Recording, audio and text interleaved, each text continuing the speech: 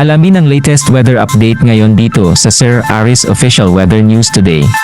Basta po ng Philippine Area of Responsibility, ito binantayan natin na si Bagyong Helen at patungo na po ng Eastern China. So ibig sabihin po, wala na tayong bagyo na may monitor sa loob ng Philippine Area of Responsibility.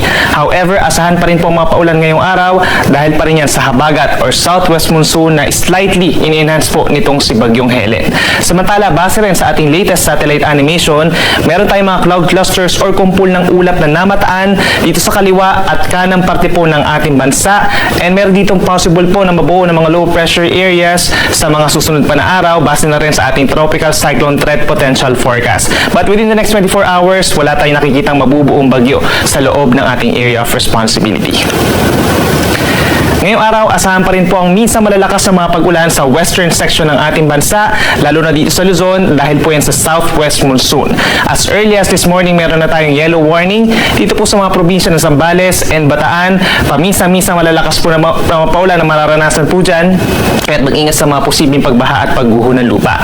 May chance din po na occasional rains or paminsan-minsan mga malalakas na mga pag-ulan dito sa Pangasinan, Tarlac, Pampanga, dito rin po sa bahagi po ng Occidental Mindoro and Northern Palawan dahil din sa southwest monsoon, habang may mga kalat-kalat na ulan and thunderstorms pa dito sa natitirang bahagi ng Ilocos Region, Abra, Benguet, baging dito sa may Nueva Ecija, Bulacan, Metro Manila, Rizal, pababa ng Cavite, Batangas, Oriental Mindoro at lalawigan po ng Romblon.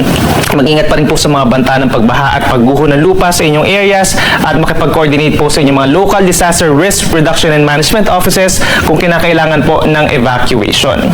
Sa natitirang bahagi ng Luzon, kabilang na dyan ang Cagayan Valley, Aurora, sa bahagi po ng Quezon hanggang dito sa may Bicol Region and Marinduque, bahagyang maulap hanggang maulap ang kalangitan na mararanasan po ngayong araw at makakaranas lamang ng mga pulu-pulong mga pag-ulan or pagkidlat pagkulog lalo na sa dakong hapon hanggang gabi.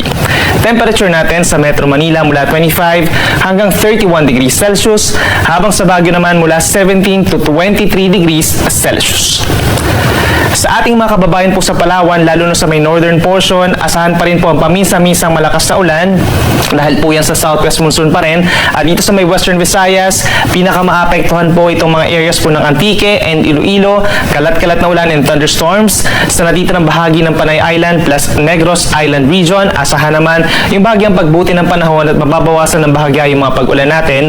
Habang sa may central and eastern portions of Visayas, fair weather conditions ang iiral or madalas magiging araw, nasasamahan lamang mga pulu-pulong pag-ulan or pagkidlat, pagkulog lalo na sa hapon.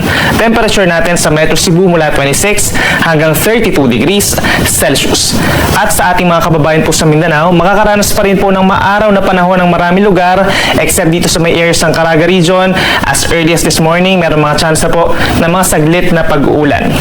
Sa natitirang bahagi ng Mindanao, meron din mga afternoon or evening rain showers or thunderstorms na nagtatagal lamang po ng 2 hanggang 3 oras. So kung lalabas po ng bahay sa hapon, make sure po na meron tayong dalang payong. Temperatura natin sa Davao City and Zamboanga City, posible pang umakyat sa 33 degrees Celsius.